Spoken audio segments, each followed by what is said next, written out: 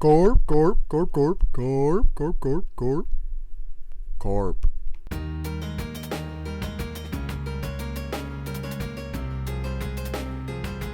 Hello everyone, this is Cash Ketchum here with my first official video.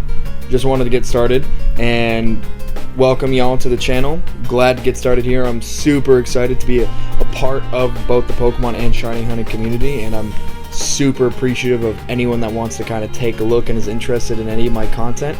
I'm blessed to be here, and I hope y'all enjoy the coming videos. And to get started into this first video, it's a doozy, guys. We're going to be getting into, if you haven't already seen the title, potentially the rarest and most difficult shiny Pokemon in all of Pokemon's history. This is the world's first legitimate American Pokemon box, Shiny Surfing Pichu. Alright, so to get started, let's talk about Pokemon Box Ruby and Sapphire. What in the heck is Pokemon Box? Is that like PC Box? Well, if you guessed that, you'd be just about spot on, because that's pretty much exactly what it is. Pokemon Box Ruby and Sapphire is a game originally released in Japan in 2003. With that, all it was an extension of the PC boxes for those cartridges, for those games, on the GameCube. That's it. It could also do some emulation for some of the games such as Ruby and Sapphire, and that's really it. You play that on the GameCube. And that's it. I'm not BSing you here. That's all they had going for them. So, as you can imagine, wasn't really the hottest item in 2004. No one really gave a crap. And because of that, that actually ended up making it one of the rarest video games, period. Now, the PAL version and Japanese version had a much wider distribution span, a little more popular, a little more positively received, and had a little more access to both the community and social media at the time, which was obviously very limited in 2003 and 2004. But more people knew about this thing's existence in the first place. In America, however, they only had this for the Pokemon Center in New York, as well as the online Pokemon Center. So, that being said, no one really had access to it. There was less than 1,000 copies distributed total for the American version. Hence it only going to the Pokemon Center in New York, the single Pokemon Center that was ever in America, which is now gone, mind you. Don't even want to get started on that depressing topic, but there was only honestly a very, very small amount of these copies ever made. And so, very, very few people have this game, let alone in a nice copy. If you take a look at eBay, you'll find some copies more than likely in nice packaging, so in the original boxes, but going for in the 4 figures, even if they're ungraded. We're talking about the American one, not the obviously much more easily accessible and more common PAL or Japanese version. The American Pokemon box, which I will show you, has clear differentiations. One is PAL, one is not, is much more rare. And so that's why something like this was so interesting to me, because when I stumbled upon it, I just happened to find it in a game store. I walked into this classic game store back when I was based in New Mexico in the military, and as a joke, I walked up to the guy, tapped my hand on the counter there, and I said, hey you, my guy, come on over. What is the most expensive game you got here? I'll buy it right now. He looks at me and goes, well, you're in luck. We just got a Pokemon game. And I immediately stopped and go, Pokemon? Your most rare and expensive game is a Pokemon game? What is it, going to be a sealed emerald for like $80? Come on, my guy. Then he shows me this monstrosity, Pokemon Box Ruby and Sapphire, the American version. He gives me the whole history behind it. And I am blown away. But I'm also interested. Very interested. And so I get very, very enamored by this thing, and so I end up buying it, of course, because I'm insane. And after going over some of the details of it, I become even more enamored, because I find out you're actually able to get some prizes from these. So with some of these eggs that you actually get for playing Pokemon Box, really the only incentive for getting the game in the first place. First one, right off the bat, what you get when you start the game, you start a new file, right? You're going to get a Swablu. That's it. Awesome. If you do actually input 100 Pokemon into this game, you're then going to get an egg that can hatch a Zigzagoon, but this time with extreme speed, which is actually pretty meta viable as a Linu if you evolve it. So a lot of people actually thought this was a really interesting incentive, and only 100 Pokemon, that's not too insane. That's like 3 or 4 boxes full of Pokemon. I could totally do that. Then it gets a little more crazy. 5 times that amount, 500 Pokemon input into Pokemon box from one save file, mind you, will get a Skitty that knows Payday. Okay, can get a Meowth that knows that, but cool, that's fine, Skitty, whatever. But then this is where it gets truly insane, which is what really caught my attention. 1,499 Pokemon, 1,500 total, but obviously need space for that egg in the box, will elicit you a Pichu, but not just any Pichu, guys, or else we wouldn't be making this video. A Pichu that knows Surf.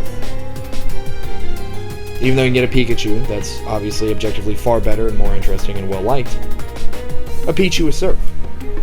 That's your prize. For literally putting in weeks and probably months of time of manually catching and then inputting 1,500 Pokemon. Like, I think we need to go over that math here. 500 is insane, but 3 times that amount means you're going to need to fill every box in the PC in your same game file manually almost 4 times over. Can we just think about that? Do you know how long that would actually take a kid back in the day in 2003, 2004 without access to Game Sharks? Obviously we're talking about this whole hunt has been legit, so you know I'm not going to be using Game Sharks. But that is absolutely insane to me. And that's what you get. A Pichu that knows Surf. And you know what? Say no more. I'm interested. Shut up and take my money. So, ladies and gentlemen, you're probably asking me, what in the hell is wrong with you? Why would you ever put yourself through this? What's the point of all this? What do you get? And you know what? Y'all should be ashamed of yourself. Because what have we, as Pokemon players, always been taught? To be the very best like no one ever was. And if you're shiny hunting, if you ain't first, you're last, my guys and girls. So for me, I said, how am I supposed to be the very best like no one ever was? And it was quite obvious. If I'm into shiny hunting, I need to get a shiny that no one had ever even thought was possible. Had even attempted. The first one in the world. I gotta be the world's first. Gotta be the very best like no one ever was, right? So then I went straight to the Safari Zone. I go, no one is a crazy enough mad lad to be shiny hunting purposefully in the Safari Zone. And then we started seeing Safari Week. And then, because of that, more people started getting shiny Scythers, shiny Chanseys, shiny Tauruses, shiny Kangas, and I couldn't compete. I just couldn't compete. For Christ's sake, I got 12 Game Boys. Got a whole frame portable Game Boy station to be set up that I could play these 12 Game Boys like I'm a freaking piano player. And I still couldn't beat these guys. They were smacking me around, right? And I could not keep up with them. So then it dawned on me, I need to figure out a way to surpass these guys. I tried to get into shiny Beldum in Safari Zone. And people thought that was Straight up mean. there's almost no chance of catching that thing. But then I realized over time, once different methodologies started coming out, and the fact there was a 100% encounter rate if you magnet pull and whatnot, over time, eventually you'll get it after a few months to a few years. And a few years is nothing to me. I could throw away a few years for a shiny Pokemon. I'll do it. Just watch me. But it wasn't crazy enough. And that's when I found out about Pokemon Box. And as I said, it was an incredibly rare game. When I found out about the asininity of getting this Pichu, well then I thought, is it possible to get it shiny? And it turns out, it is. No one had ever done it, and it's all in theory, according to anything that's able to be found on any shiny hunting forums or on the internet. But theoretically, it's possible. It's very similar to the Manaphy hunt. If you're not familiar with the Manaphy hunt, the Pokemon Ranger Manaphy, all you have to do is, once you are able to get the Manaphy egg after beating a save file, what you can do is then trade the egg over, trade it to another save file from there, hatch it. If it's not shiny, create a new save file on a separate cartridge, trade that over after it's reverted back to an egg, and then hopefully that trainer in Secret ID trainer ID and secret ID can actually correspond to a shiny. And then rinse and repeat for the next few months until you get it. In a similar way, that's exactly how this Pichu works. Alright everyone, time to get into the big boy concepts here. So let's put on our big brain caps, take off the dunce caps for a little bit. We're going to be getting into the meat and bones of this video, where it really starts to get complicated and really interesting. What exactly is ACE, or arbitrary code execution? What exactly is glitzer popping, encoding, and hexadecimals? Well, to start off with, ACE is a glitch present in most games in general, but in context of Pokemon, it's manually running codes in means in which would normally elicit a different response. And what that means is we're going to be using ROM and RAM and essentially mixing up the coding that represents both those. Going a little further into it, we can get into something called glitzer popping, which is something you heard me refer to in the beginning of the video, years back. And so with glitzer popping, all that is a subset of some of the other more common glitches, such as the POMEG glitch, which a lot more people are familiar with, or a big part of the ACE method, which is essentially just a subset of arbitrary code execution. And so glitzer pop is essentially glitching a Pokemon to create either an item or a set of values corresponding to that Pokemon that it didn't have before. And how we can do that and how we can control that is understanding corruption types.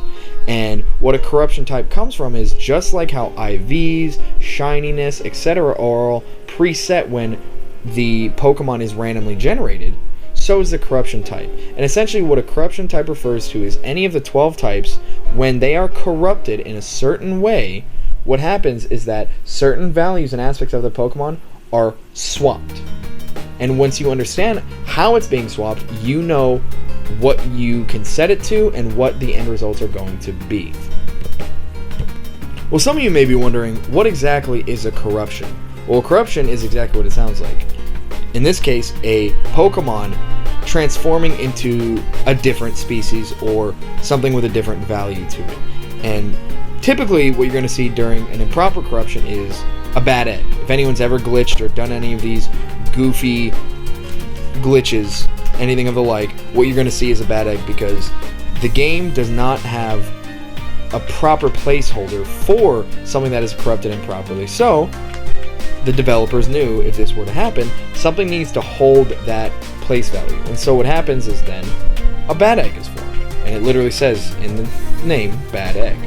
Usually if you send it into battle or if it has its glitch moves, the game will freeze. The game doesn't really know how to access the memory associated with that placeholder. Now if it's properly corrupted, that's all based off, like I said, its corruption type. And so how to properly corrupt a Pokemon, in layman's terms, is you're going to need initiators. I don't want to get too detailed into what initiators go where and how to do it, as you can just follow the links if you truly are interested to get more context and information on that. But let's just say you need certain Pokemon next to the proper ones you wish to corrupt so the game can understand and access memory from its following placeholder. Well, some of y'all are probably wondering, why in the heck do we need to know all this? Why did you have to go through this whole spiel if you're just trying to get a shining surfing Pichu and you already said that you can akin that whole hunt to a Ranger Manaphy? Plenty of people have done that on YouTube without having to do any glitches and whatnot, so why is your Pichu any different? It might be a little more difficult to amass all those Pokemon to then manually transfer into Pokemon Box to get one single egg, but why should it be any different? And I'll tell you why, guys. Because we're not just stopping at getting a shiny surfing Pichu. My goal was to get a shiny surfing Pichu with every ribbon. And what that means is, if y'all aren't familiar, there are ribbons you can get after Generation 3, technically after Pokemon Coliseum. But you get all these ribbons and you can amass every single ribbon, every single generation. You now have a Ribbon Master. And what a lot of people don't realize is, well, once again, why do you need all these glitches? Well, once again, I'll let you know, there are some ribbons that aren't normally accessible. Specifically, the World Ribbon. So if we're going to need to get all the ribbons, including this World Ribbon, which technically cannot be gained anymore, what you're going to need to now do is utilize that concept I was discussing before, glitzer popping. And as I said, that's going to elicit some values and aspects of the Pokemon that it wouldn't normally have, based on swapping some coding that's inherent to both the corruption type and the Pokemon itself. So what we now have to do is find a Pichu, not just that can be shiny, but that is also going to be type 2, which is a specific corruption type that's going to elicit the results we need. So now I'm not just trying to amass 5 eggs. No, I need to now amass 5 eggs of Pichus that are also going to be able to have that corruption type and be corruptible, which those odds are 1 in 12. So hitting just the average, I'm going to need to do that 60 times, 60 different eggs, and maybe I'll get 5 that will get the results we need and be able to get all the ribbons from each generation, including the very rare ribbons. So now, there's just no way I can do that 60 times with the current methods that we have for naturally cloning or getting as much Pokemon as possible to then get the Pichu. As I talked about before, we need 1,500. I don't have enough hours in my lifetime to do that naturally, which is where we now have to figure out a new method. So this is where we start to get really into the breakdown of the madness here. So I needed to figure out a way that I was going to then get the most amount of Pichus I could in the quickest time possible. So we started doing a lot of trials and errors. I found an incredibly intelligent and very helpful guy that explained to me the whole process behind Ace and Glitzer popping and all these things that could hopefully help me get to the end of my goal. And so what we needed to do for that is, after going over the details for Pokemon Box, in order to actually be able to clone Pokemon, we first have to go, well, what games can I use to clone Pokemon? Emerald is one of the only games that has the more commonly known glitch for them. Duplicate that, repeat process until you got 1,500 Pokemon. That takes hours, my guys. Absolute asininity. Not gonna do that. Takes far too long. So let's take a look at our other options here. After doing some research, there are some really weird side effects to these glitches, if you could imagine. One of them is actually something known as the fast cloning glitch Deca. And Deca is going to refer to a Pokemon that is glitched and corrupted in a certain way, but does not have a proper placeholder for its species. So all it's going to have is a Deca mark, or a question mark, better known as. And so if you scroll over that in the PC, what's going to happen is if you then click a Pokemon, get rid of whatever random blank bad egg that I grabbed off of it, then re-grab it, what it's going to then do is have a clone of that Pokemon. Repeat this process over and over and over again, and guess what's going to happen? You can now clone boxes full of Pokemon in a matter of minutes. So, with that being said, a lot of my problem's solved. If I can just do this to a game, any new save file, well then guess what? I can just send those 1,500 Pokemon into a new save file for Pokemon Box, go ahead, get the Pichu, rinse and repeat until I have 5 proper corruption type Pichus. But here's the thing. Pokemon Box requires you to have a new save file every single time, similar to Pokemon Ranger. Now I don't have to get a whole new CD, I just need a whole new save file and memory card that is wiped. So what I then have to do is figure out how the heck am I supposed to get these fast cloning Decas and all these setups for this corruption on a whole new save file every single time. And that's where we get into the madness here. After many weeks of deliberating and figuring out all the restrictions on trading eggs and trading Decas and game freezing based on what corruption types you have and what the placeholders are, and all the little niche aspects and details of these glitch Pokemon that no one had ever thought of going over, because who needed to know for this particular hunt, we came to figure out the fastest method was as follows. Play through a new save file as fast as you can. Once you're able to get Pokeballs, you're going to catch 5 Pokemon. From here, what you're going to do is, on your other save file, already have preset trained corruption types, in this case C-Dot, with certain items, for example Master Balls.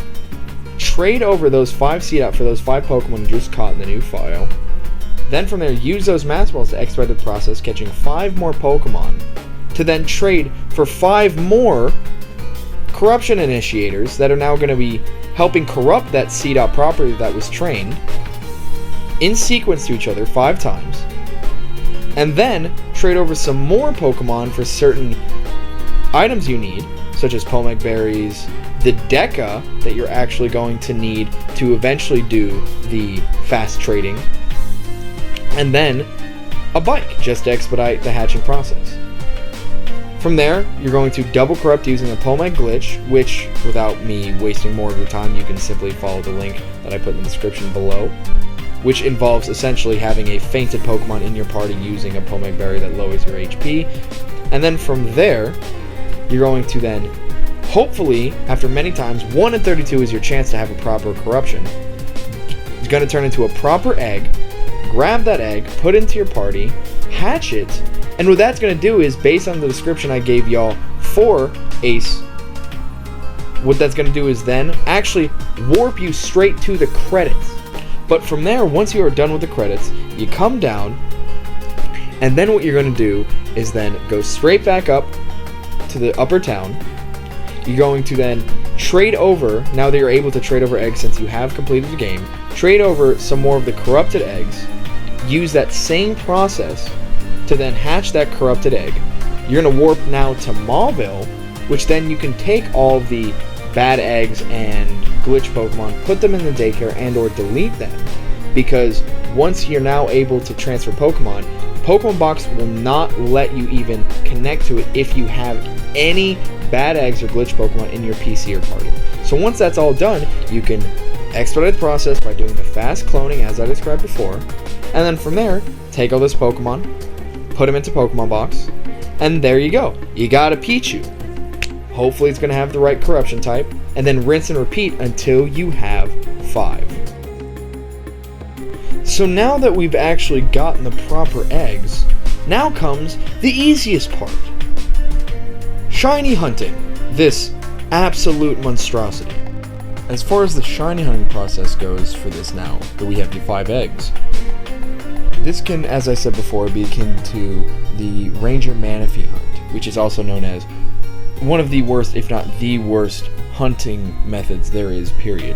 And so what that involves is, if anyone's not familiar, that is, once you have the proper amount of eggs that you feel as if you can amass and hunt with, what you're going to do then is, on one save file, running through the game until you're able to catch Pokemon and trade, while on another console, with your other hand I'm assuming, you are now playing through that game and trying to hatch the eggs, and if they aren't shiny, you simply revert back to the original save, and then once you are able to trade from the other save file, you then trade those eggs to that new save file, and then rinse and repeat until the end of your days.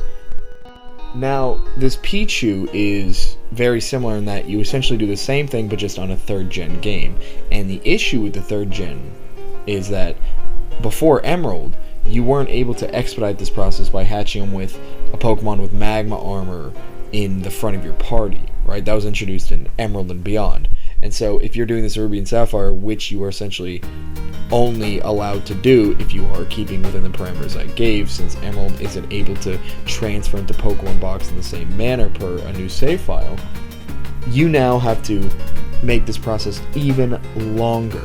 And so once you actually have those 5 eggs, the shiny hunting process is just completely ridiculous.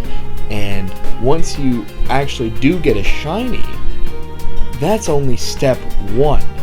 Something that is unique to Pichu in general is that once you do get the shiny, the next step, as I said, is to now make it corrupted to where it can now be viable to get the very rare ribbon like the World Ribbon, and continue getting on the rest of the ribbons in the next generations to be a proper ribbon master, which was obviously one of our main goals. But once this is corrupted, there is an issue. Any corrupted Pokemon tends to have, usually based on the corruption type, which of course this particular corruption type that this Pichu needs to be, will elicit this result in that you will have glitch moves that will also not be able to be battled with, nor will you be able to transfer it up into later gens. The game literally freezes. So, because of that, we need to figure out a way to get its moves back. But here's the thing. Pichu itself, if we are trying to keep it a Pichu, which is obviously the main goal, it only learns a certain amount of moves, and not enough moves to get rid of all the glitch moves, as all 4 possible moves are glitched, and if there's only one glitch move, what's going to happen is that the whole game is going to freeze. So if you got one, you're screwed. So what we have to now do is figure out a whole new glitch to where it can now learn moves that are going to completely take away these glitch moves. And so what we have to now do is actually give it so much EXP that it can actually revert to level 0. This is an actual thing, the EXP overflow glitch. And then you can actually keep it in the daycare to then relearn its moves, hopefully getting rid of all of the glitch moves as it learns them naturally, which is what happens in the daycare over time. Now, to get into the details of the EXP overflow glitch would be a whole nother video in itself, as most of these methods would be. But if you are really interested, you can simply reference the link below in the descriptions I'll provide for you if you really are that curious about it. But a general summary would just be essentially glitching the game to where you're going into the pyramid in the Battle Frontier while you're also in the Safari Zone at the same time, and using a bunch of glitch items from a bunch of double corrupted Pokemon that you can't even see, that are really invisible. You are then putting it in the bag and glitching the game so hard that apparently when you do a certain method, you then get so much XP for whatever Pokemon is in your daycare that it levels past 100 and up to 0, which then we can then relearn some of its moves naturally by being in the daycare after that process is done. So now that I've kind of given y'all a honestly quick run over, pretty concise run over of all of the ridiculousness that comes with this hunt, y'all are probably thinking, well, is it worth it? Are you sure this is the rarest possible shiny? And as I've said, after scouring all of the shiny hunting forums I could find, all of the event distributions that were possible to be shiny, this currently is the only one, as far as I could find, that has never been shown as being acquired legitimately. Now, when I say legitimately, I'm more referring to without using, obviously, external cheating devices or RNG. Now, if you do use RNG, that's perfectly fine. I'm not taking away anything from that. I'm just saying, if it isn't full odds, then I wouldn't consider it legitimate for the purposes of my video or challenge. So, we're talking about even the event distribution eggs, right, that were in very, very limited amounts distributed in countries that most people wouldn't have access to, like in South Korea or certain prefectures in Japan. Those, if they did have the chance to be shiny, were either heightened shiny odds or were able to get shiny in the same process as trading the egg to a different save file, hatching it, and then repeating the same process of both this Manaphy and the Pichu. And so the only issue with that is a lot of people were able to backlog and back up save files that had those eggs.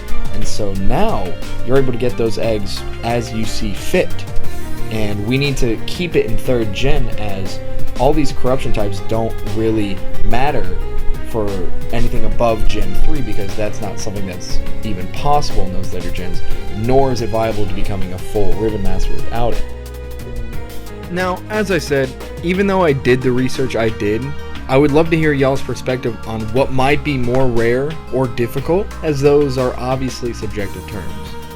But as y'all probably could have guessed, since I am here making this video in the first place, it has been finally done. Without using any external cheating devices, completely in-game, and with no RNG or manipulation to alter odds or the like, the first documented American Pokemon box shiny surfing Pichu has been found.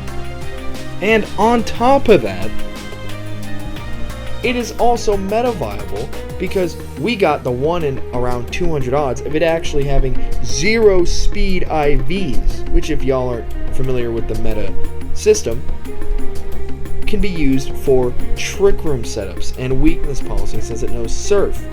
This is just absolutely insane, and I'm so glad to finally be here. And so now comes the next videos of getting through every generation and getting every ribbon possible. And so I just want to say thank y'all for being here and listening to this absolutely hilarious process of getting the most absolutely hilarious shiny Pokemon. And I hope y'all were as invested as I was, even a percent. And I'm so glad y'all stuck through if you have till the end. And I'm glad that y'all will hopefully be here for the rest of these videos and the rest of this documentary. And I'll hopefully see you in the next video.